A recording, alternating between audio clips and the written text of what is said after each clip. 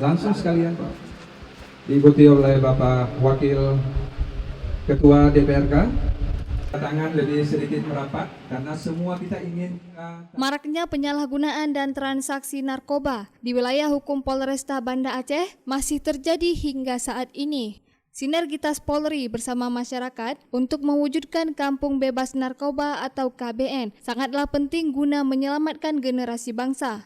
Kali ini Kapolresta Banda Aceh Kombes Pol Fahmi Irwan Ramli meluncing Kampung Batoh, Kecamatan Lungbata, Banda Aceh, menjadi kampung ketiga sebagai kampung bebas narkoba di Banda Aceh atau yang ke-8 untuk wilayah hukum Polresta Banda Aceh.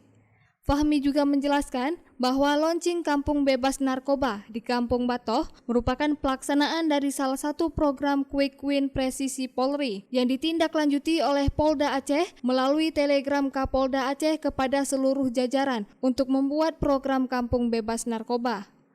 Ini adalah kampung yang ke-7 yang di wilayah hukum Polresta Banda Aceh kita launching sebagai Kampung Bebas Narkoba. Intinya adalah kegiatan yang kita lakukan ini adalah bagaimana kita menumbuh kembangkan kesadaran masyarakat untuk turut serta secara aktif untuk mencegah peredaran dan penyalahgunaan narkoba.